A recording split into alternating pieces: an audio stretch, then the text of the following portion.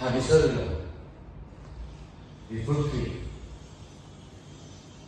हे संपूर्ण जग तुमचा जन्म झाला. विचार करा मित्रांनो, तुमचं जन्माचं कारण काय? ज्या ईश्वराने तुम्हाला जन्माला घातलं त्याच्या पाठीमागचा उद्देश काय हा तुमच्या मनाला विचारा. तुमचं मन तुमच्याशी चर्चा करेल, तुमच्याशी गप्पा मारेल आणि त्या मन तुमच्याशी बोलतोय. माझा आवाज हा तुमच्या मनाचा आवाज आहे असं समजा आणि ते मन तुम्हाला विचारतंय की तुझा जगण्याचा उद्देश काय आहे.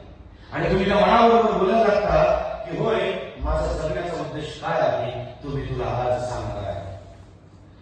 माझा जन्म झालाय यासाठी मी संपूर्ण सृष्टीचे आभार व्यक्त करतो. त्याचबरोबर मी माझ्या जन्मदात्या माता पित्यांचेही आभार व्यक्त करतो. त्यांनी मला घडवलं, माझ्या गुरूंचे, माझ्या शिक्षकांचे, ज्यांनी ज्यांनी मला घडवलं त्यांचे मी आभार व्यक्त करतो. माझा जन्म झालाय समाजासाठी, माझा जन्म झालाय माझ्या गावासाठी, माझा जन्म झालाय माझ्या तालुक्यासाठी, माझा जन्म झालाय जिंकण्यासाठी, माझा जन्म झालाय वक्ता बनण्यासाठी. कारण कोण आहे तू? मी वक्ता आहे. कारण कोण आहे तू? मी वक्ता आहे. विचार करा, आई वडिलांनी तुम्हाला फक्त रक्तातूनच नाही तर आपल्या शरीरातील प्रत्येक पेशीतून मदत केलेली आहे. कारण कोण आहे तू? मी वक्ता आहे.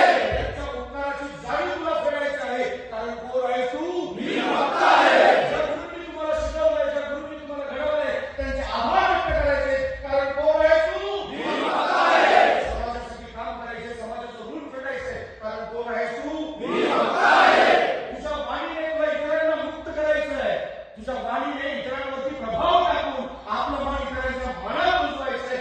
कारण कोण आहे तू? मी वक्ता आहे. कारण कोण आहे तू? मी वक्ता आहे. तुझ्या वाणीने, तुझ्या शब्दांनी तुला प्रत्येक व्यासपीठावरती ज्यांचा वाढदिवस आहे त्यांना शुभेच्छा द्यायच्या. कारण कोण आहे तू? मी वक्ता आहे. श्रद्धांजलीचं भाषण करायचंय. कारण कोण आहे तू? मी वक्ता आहे.